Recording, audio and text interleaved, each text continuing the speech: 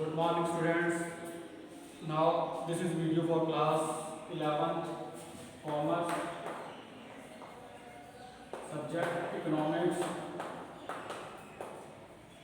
chapter 5 in microeconomics theory of demand. इससे previous video में हमने डिमांड डिस्कस किया था. डिमांड क्या था? When a consumer is ready to buy at different possible prices, that is known as demand. अगर कोई भी कंज्यूमर किसी कमोडिटी को खरीदने के लिए तैयार है prevailing in the market price पे, तो वो क्या कहलाती है? डिमांड. दूसरा हमने किया था quantity demanded. Quantity demanded means एक स्पेसिफिक क्वांटिटी स्पेसिफिक प्राइस के लिए. प्राइस बढ़ेगा तो डिमांड कम होगी, प्राइस कम होगा तो डिमांड बढ़ेगी. ये हमने डिस्कस किया था. अब नेक्स्ट है डिमांड फंक्शन.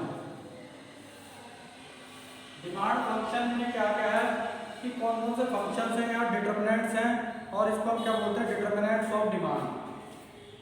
या क्या बोलते हैं? Determinants of demand. Determinants of demand कि कौन कौन से डिटरमिनेंट्स हैं जो डिमांड को अफेक्ट करते हैं. डिमांड ज़्यादा या कम होगी, कौन कौन से हैं? इसमें भी दो हैं. एक इंडिविजुअल है, इंडिविजुअल डिमांड फंक्शन है, और एक मार्केट डिमांड फंक्शन है. तो सबसे पहले क्या करते हैं? इंडिविजुअल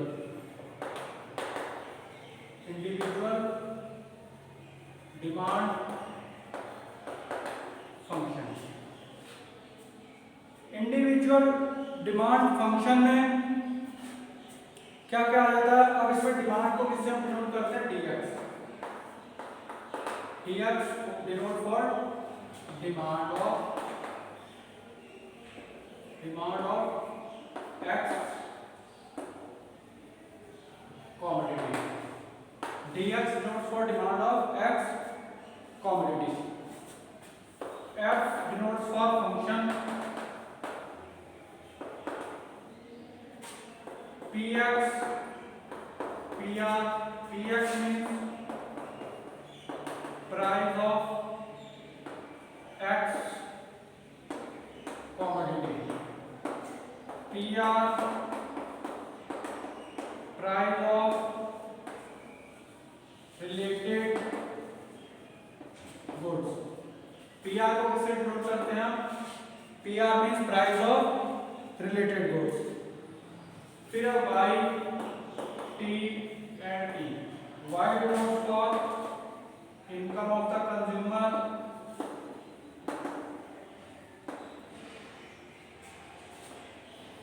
taste and preference,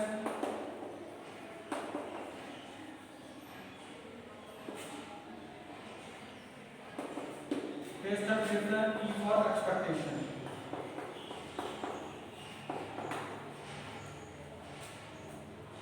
ये इसके फंक्शंस हैं. फंक्शन सबसे पहले फंक्शन है इसका demand dx demand of x quantity. f for function. px means price of x quantity. Price of x quantity का क्या फंक्शन है? इसको सिर्फ जिसकी बात कर रहे हैं, सपोज दैट हम चॉक होल्डर की बात कर रहे हैं, तो चॉक होल्डर की बात, ये क्वांटिटी x क्वांटिटी है, इसका प्राइस अगर ज्यादा होगा तो डिमांड कम हो जाएगी, प्राइस कम होगा तो डिमांड बढ़ जाएगी.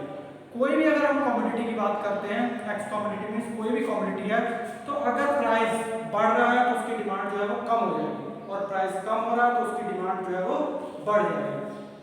तो ये हमें डिमांड में हमने इससे प्रीवियस वीडियो में भी पढ़ा था कि प्राइस जो है वो इसमें मेन रोल प्ले करता है, और इसमें सिर्फ px मींस उसी कमोडिटी के प्राइस की बात करेंगे, अदर किसी भी प्राइस की बात नहीं करेंगे. दूसरा pr. pr means price of related goods. price of related goods. price of related goods दो है. एक क्या है आपका? सब्स्टिट्यूट गुड्स और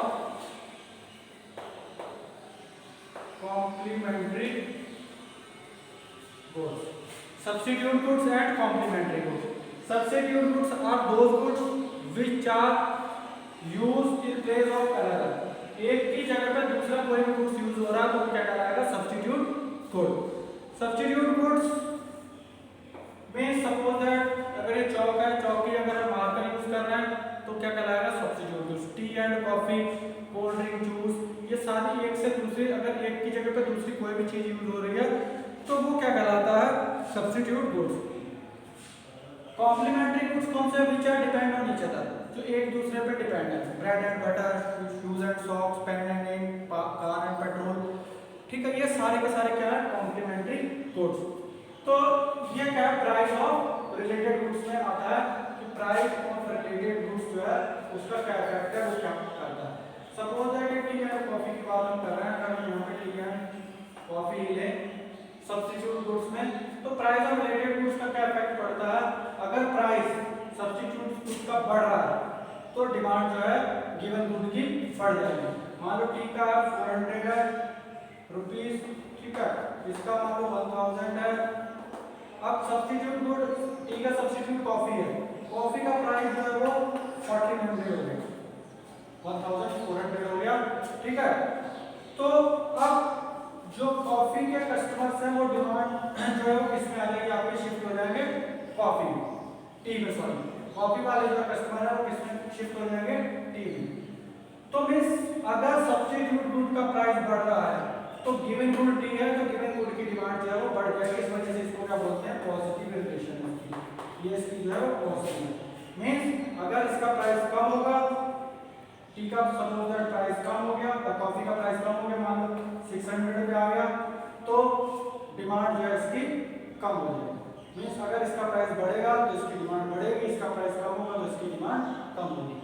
मींस सब्स्टिट्यूट गुड का इफेक्ट होगा, क्योंकि सब्स्टिट्यूट गुड जो चीज यूज कर रहा है वो दूसरे गुड पे शिफ्ट हो जाएगी, मींस इससे वो किसमें आ जाएंगे, टी में आ जाएंगे।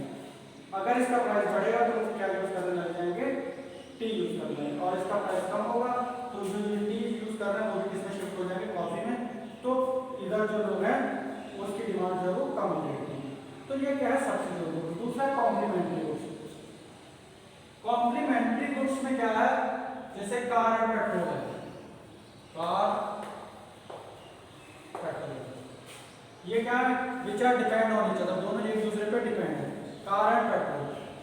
तो इसका क्या रिलेशन है, अगर पेट्रोल का प्राइस बढ़ रहा है तो डिमांड जो है कार की कम हो जाएगी, प्राइस पेट्रोल का बढ़ेगा तो डिमांड किसकी कम होगी, कार की। और अगर प्राइस कम हो जाएगा पेट्रोल का तो कार की जो है डिमांड वो है बढ़ जाएगी। तो कॉम्प्लीमेंट्री गुड्स की जो हम रिलेशन बोलते हैं आपको वो क्या कहलाती है, नेगेटिव, ठीक है। मींस अगर इसका प्राइस हाई हो रहा है तो डिमांड इसकी कम हो जाएगी, और इसका प्राइस कम हो रहा है तो इसकी डिमांड बढ़ जाएगी। तो ये क्या है, दोनों सब्स्टिट्यूट गुड्स है। मींस अगर प्राइस पे इफेक्ट आएगा तो दोनों के पास जो है वो चेंजेस आएंगे। नेक्स्ट है इसमें income of the consumer. Next है जो है income of the consumer.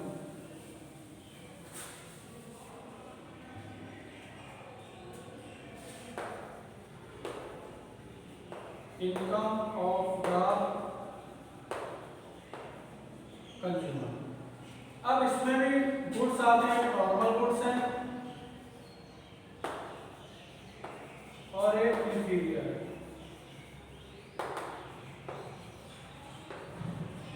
In normal goods की जो डिमांड है, इनकम बढ़ेगी तो इसकी क्या रिलेशन रहती है, पॉजिटिव रिलेशन।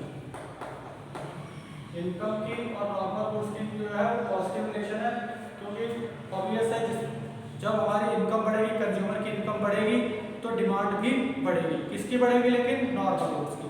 नॉर्मल गुड्स की डिमांड जो है वो बढ़ जाएगी, और अगर इनकम कम होगी तो नॉर्मल गुड्स की डिमांड जो है वो कम हो जाएगी। तो इसकी जो रिलेशन है वो पॉजिटिव रिलेशन है, पॉजिटिव है। इंफीरियर गुड्स कौन से होते हैं, inferior goods are those goods which have very low cost. जो लो कॉस्ट के होते हैं उनको क्या बोलते हैं, इंफीरियर गुड्स। सपोज दैट अगर इनकम कम है तो इंफीरियर गुड्स की डिमांड ज्यादा है। मींस इसकी रिलेशन जो है क्या है, नेगेटिव है, इनकम की और इंफीरियर गुड्स की। अगर इनकम ज्यादा है तो इनकी डिमांड जो है वो कम हो जाएगी, क्योंकि अगर इनकम बढ़ रही है तो वो लोग जो इंफीरियर गुड्स को यूज कर रहे हैं वो किसमें शिफ्ट हो जाएंगे, नॉर्मल गुड्स में। वो इसका यूज जो है वो कम कर देंगे। और अगर इनकम कम हो रही है तो जो लोग नॉर्मल यूज गुड्स कर रहे हैं वो भी किसमें शिफ्ट हो जाएंगे, इंफीरियर गुड्स में। तो ये इनकम का और इंफीरियर जो रिलेशन है वो नेगेटिव है। अगर इनकम बढ़ेगी तो इंफीरियर गुड्स की डिमांड जो है वो कम हो जाएगी, और अगर इनकम कम होगी तो इंफीरियर गुड्स की डिमांड जो है वो बढ़ जाएगी। तो इसकी जो रिलेशन क्या है, नेगेटिव है। लेकिन नॉर्मल गुड्स में क्या है, पॉजिटिव है। जैसे जैसे इनकम बढ़ेगी वैसे वैसे नॉर्मल गुड्स की डिमांड बढ़ जाएगी, क्योंकि इनकम बढ़ेगी तो इनकी डिमांड कम होगी इंफीरियर गुड्स की। जो लोग ये यूज कर रहे थे वो भी शिफ्ट किसमें हो जाएंगे, नॉर्मल गुड्स में, क्योंकि उनकी इनकम जो पहले कम थी अब बढ़ गई। इनकम ज़्यादा होती है तो लोग ज़्यादा डिमांड करते हैं, ज़्यादा डिमांड करते हैं तो उनकी जो है इंफीरियर गुड्स से शिफ्ट होकर किसमें आ जाते हैं, नॉर्मल गुड्स में। तो यही कंडीशन है, अगर इनकम कम हो रही है तो जो लोग नॉर्मल गुड्स यूज कर रहे हैं वो किसमें शिफ्ट हो जाएंगे, इंफीरियर गुड्स में। तो ये जो रिलेशन है ये क्या है, इनकम एंड कंज्यूमर की। नेक्स्ट है आपका टेस्ट एंड प्रीफरेंस। नेक्स्ट जो है टेस्ट एंड प्रीफरेंस।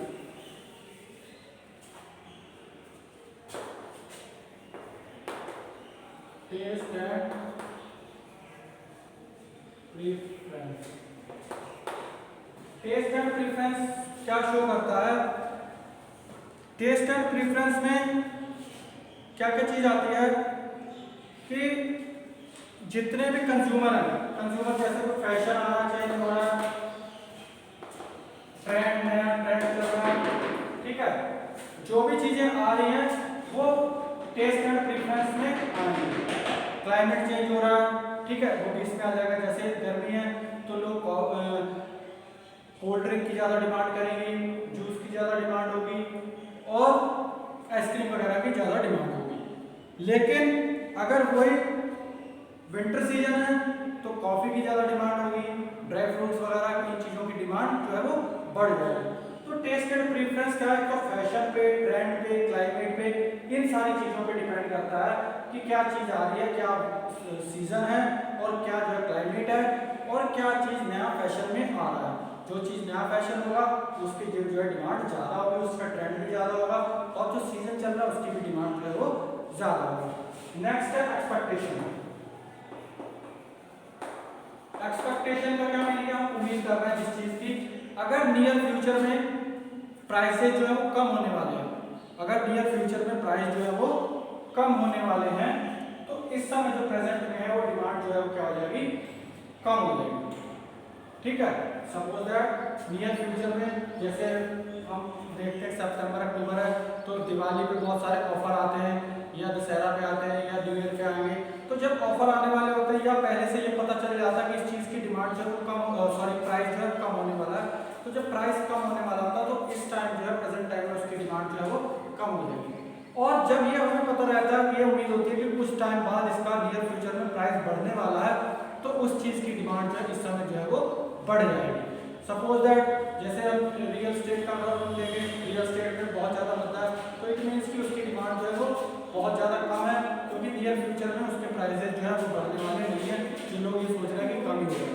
या हम कोई भी चीज़ देखते हैं, ठीक है, तो उसमें क्या है, नियर फ्यूचर में अगर उसके प्राइस बढ़ने की उम्मीद नहीं है, जैसे अभी अभी गोल्ड जो है वो बहुत हाई हुआ तो लोगों को ये एक्सपेक्टेशन है कि नियर फ्यूचर में और बढ़ेगा, तो सब लोगों ने फर्दर डिमांड उसको लेना स्टार्ट कर दिया। तो ऐसी चीज़ें किसी भी कमोडिटी के अगर ये नियर फ्यूचर में ये लगता है कि हमें इस चीज़ में प्रॉफिट ज़्यादा होने वाला है, या हमें इस चीज़ की नीड है और इसमें फ्यूचर में इसका प्राइसेस जो हाइक हो जाएंगे, तो हम उस चीज़ की डिमांड जो है इस समय ज़्यादा करेंगे। और जिसका ये पता रहेगा कि नियर फ्यूचर में इसके प्राइसेस कम होने वाले हैं, तो हम इस समय उसकी जो है डिमांड जो है वो कम करेंगे। तो ये क्या है हमारा एक्सपेक्टेशन। तो ये हमने पढ़े जो है इंडिविजुअल डिमांड फंक्शंस, इंडिविजुअल में पीआर, पीआर, पीएन, पीआर। अब इसी के साथ अगर हम मार्केट की बात करें तो मार्केट डिमांड ये तो नहीं है, और इसमें जो है मार्केट में और जुड़ जाते हैं क्या है, N and Y D, N जुड़ जाता है और Y D distribution of income. N means population size, population size और डिस्ट्रीब्यूशन ऑफ इनकम। ये किसमें आता है आपका, मार्केट में, मार्केट डिमांड फंक्शन।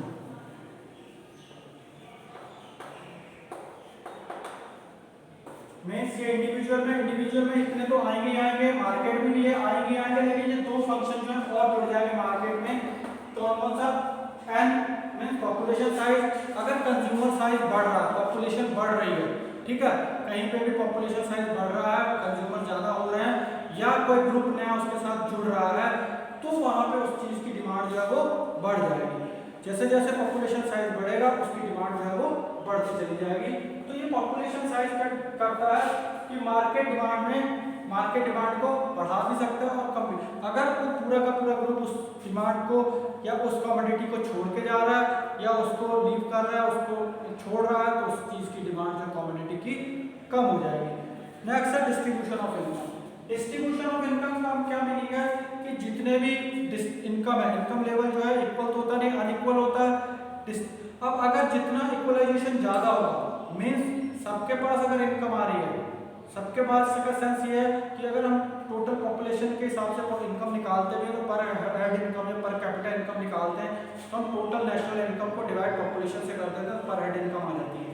पर एक्चुअल में वो इतनी इनकम नहीं होती। अभी हम ये देखते हैं जो पुअर पीपल है उनके भी हिस्से में उतनी आ रही है, बट उनको एक्चुअल में रिसीव नहीं हो रही है, और जो बहुत बड़े बड़े मिलियनियर है, ठीक है, उद्योगपति है, उनको भी हिस्से में वही आ रही है लेकिन उनको बहुत ज्यादा आती है। तो दोनों में बहुत ज्यादा डिफरेंस है। तो बहुत ज्यादा डिफरेंस होने की वजह से भी जो तो रिच क्लास है उनकी तो डिमांड ज्यादा है और जो पुअर क्लास है उनकी डिमांड जो है बहुत कम है।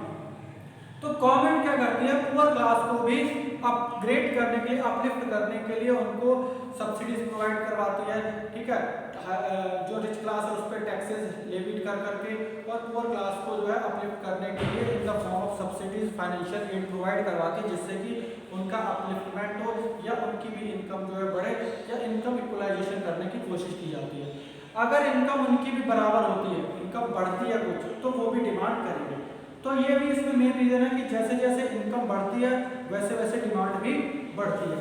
तो इसमें मेन चीज यही है कि डिस्ट्रीब्यूशन इनकम का क्या है, डिस्ट्रीब्यूशन ऑफ इनकम जो है लेवल इक्वल अगर होगा, डिस्ट्रीब्यूशन लेवल इक्वल होगा तो डिमांड जो है वो ज्यादा होगा, और डिस्ट्रीब्यूशन लेवल अनइक्वल होगा तो डिमांड जो है वो बहुत ज्यादा कम होगी। तो ये दोनों चीजें इसमें आ जाती हैं कि इनकम ज्यादा है या इनकम कम है, इक्वलाइजेशन ज्यादा है या इक्वलाइजेशन कम है। तो इक्वलाइजेशन में ज्यादा होगा तो ज्यादा इनकम होगी और इक्वलाइजेशन कम होगा तो इनकम जो है वो कम होगी। तो ये दोनों हमने फंक्शंस किए डिमांड फंक्शन में, डिटरमिनेशन भी बोलते हैं, मींस डिमांड फंक्शन, और इसमें इंडिविजुअल किया और दूसरा हमने मार्केट किया, मार्केट डिमांड फंक्शन। इंडिविजुअल में और मार्केट में जो है डिफरेंस किस चीज का है, ये दो डिटरमिनेंट्स का है या दो फंक्शंस का है, पॉपुलेशन साइज का और डिस्ट्रीब्यूशन ऑफ इनकम का। बाकी दोनों में सेम रहेंगे, इसमें भी इसमें सब में सेम रहेंगे, बस ये दो चेंज होंगे। तो फिर थोड़ा सा मैं एक बार रिपीट आपको कर दूं कि जितनी भी इंडिविजुअल और demand function, individual demand function है कि ये dx को है demand of x commodity, px जो है price of x commodity, price of x commodity की हम जब बात करते हैं तो जितना इंक्रीज हो या डिक्रीज होगा तो वो उसके इक्वल ही आएगा। प्राइस बढ़ेगा तो डिमांड कम होगी, प्राइस कम होगा गिवन कमोडिटी का तो डिमांड जो है वो ज्यादा हो जाएगा। तो ये सीधे सीधे किससे रिलेशन होती है, price of the given commodity. दूसरी PR means price of related goods की जब बात करते हैं तो रिलेटेड गुड्स दो होते हैं, सब्स्टिट्यूट गुड्स और कॉम्प्लीमेंट्री गुड्स। सब्स्टिट्यूट गुड्स वो गुड्स होते हैं जो एक की जगह पे दूसरे को यूज कर सकते हैं, और कॉम्प्लीमेंट्री गुड्स वो होते हैं जो एक का दूसरे पे डिपेंड होते हैं, जैसे कार एंड पेट्रोल हो गया, वो क्या है सब कॉम्प्लीमेंट्री। तो इन दोनों की रिलेशन भी अभी हमने डिस्कस की थी। उसके बाद है हमारा income of the consumer. Income of the consumer में भी हमने दो चीजें डिस्कस की, एक नॉर्मल गुड्स और एक इंफीरियर गुड्स। नॉर्मल गुड्स की जो है इनकम के साथ पॉजिटिव रिलेशन रहती है, जैसे जैसे इनकम बढ़ेगी वैसे वैसे ही डिमांड भी नॉर्मल गुड्स की बढ़ेगी। और दूसरी जो है हमारी क्या है, इंफीरियर गुड्स की रिलेशन जो है वो नेगेटिव है। अगर इनकम बढ़ेगी तो इंफीरियर गुड्स की डिमांड कम हो जाएगी, और अगर इनकम कम होगी तो इंफीरियर गुड्स की डिमांड जो है वो बढ़ जाएगी। तो ये भी हमने इसमें डिस्कस किया। नेक्स्ट है टेस्ट एंड प्रेफरेंस, जो है किस पे डिपेंड करता है, क्लाइमेट, सीजन, ट्रेंड, फैशन, ये सारी चीजों पे डिपेंड करता है टेस्ट एंड प्रेफरेंस। नेक्स्ट जो हमने किया वो किया एक्सपेक्टेशन। एक्सपेक्टेशन का मीनिंग क्या है कि नियर फ्यूचर में अगर ये हमें उम्मीद है कि प्राइस कम होने वाले हैं तो डिमांड इस समय उसकी बढ़ जाएगी, और अगर हमें ये पता चलेगा कि नियर फ्यूचर में प्राइसेस बढ़ने वाले हैं तो इस समय डिमांड उसकी ज़्यादा हो जाएगी और नियर फ्यूचर में कम होने वाले हैं, तो इस समय उसकी डिमांड जो है वो कम हो जाएगी। मीन्स अगर हमें ये पता चले 10-15 दिन में किसी भी कमोडिटी के प्राइस जो है वो कम होने वाले हैं, तो इस टाइम जो है उसकी डिमांड जो है वो कम हो जाएगी। और अगर ये लगे कि हमें कुछ दिनों में प्राइस बढ़ने वाले हैं, तो इस समय जो है उसकी डिमांड जो है वो बढ़ जाएगी। तो ये हमने इंडिविजुअल के लिए। अब इसमें दो और जोड़ दिए थे, वो क्या थे आपके मार्केट डिमांड फंक्शन के। इसमें पॉपुलेशन साइज था, डिस्ट्रीब्यूशन ऑफ इनकम था। पॉपुलेशन साइज भी जैसे जैसे जितना पॉपुलेशन साइज बड़ा होगा उतनी डिमांड भी ज्यादा होगी, और जितना पॉपुलेशन साइज छोटा होता चला जाएगा, शिफ्ट हो रहा है या कम हो रहा है, तो उस हिसाब से डिमांड जो है वो कम हो जाएगी। दूसरा था डिस्ट्रीब्यूशन ऑफ इनकम, अगर इक्वल होगा तो डिमांड ज्यादा होगी, और अगर अनइक्वल होगा तो डिमांड जो है वो कम होगी। सो स्टूडेंट्स, आप लोगों को ये करना है इसको कॉपी में, और इसको अच्छे से केयरफुली इसको रीड कर लें, नोट्स इसके जो है वो प्रिपेयर